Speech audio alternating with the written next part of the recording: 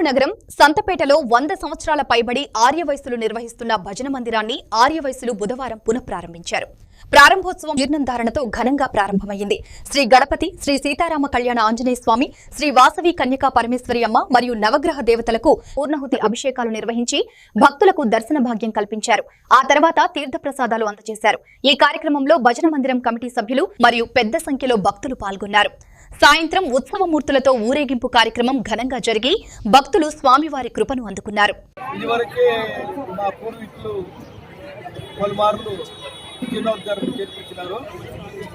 ఇప్పుడు కొత్తగా ఏర్పడిన ఈ కమిటీ వారు ఆర్యవైశ్య భజన మందిరం కమిటీ వారు జీర్ణోద్ధరణ పనులు పూర్తి చేయాలనుకుని 1,25,00,000 దాకా ఖర్చు పెట్టి ఈ జీర్ణోద్ధరణ కార్యక్రమము జరిపించినారు. నిన్నటి దినము పుణ్యావచనము కలశ పూజ ఇవంతా చేసినారు. ఈరోజు స్వామివారిని పురవీధుల్లో ఊరేగింపు చేయాలని అనుకున్నారు. ఈ గుడికి ఉండే అద్భుతమైన శక్తి ఏమంటే, మామూలుగా ఎవరినైనా ఈ కాలంలో డొనేషన్ అడిగితే తండ్రి పేరు, బిడ్డల పేర్లు ఇట్లా తనితనిగా ఇచ్చేది అలవాటు.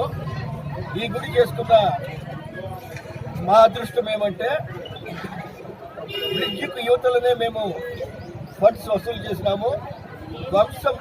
వంశపారంపరంగా ఎట్లా అంటే, చల్లూరు వంశం వాళ్ళు ఇచ్చినారు, కేసర్లోళ్ళు వాళ్ళు ఇచ్చినారు, కొట్టేవాళ్ళు వాళ్ళు ఇచ్చిన అరిమాడిగా ఒక్కొక్క వంశస్థులు వాళ్ళ వంశం తరఫున కంబైన్డ్గా మనకు ఈ గుడికి డొనేషన్స్ చేసి అన్ని అద్భుతంగా చేసినారు.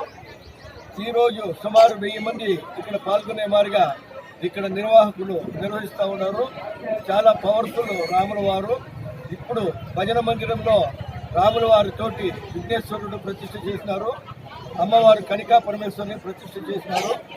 ఈ గుడిలో నిన్నటి దినము ఈరోజు జరుగుతున్న విశేషాలను ఇప్పుడు పూర్తిగా నిర్వహిస్తున్నది ఈ బ్యాచ్ మొత్తమే నిర్వహిస్తూ ఉన్నారు.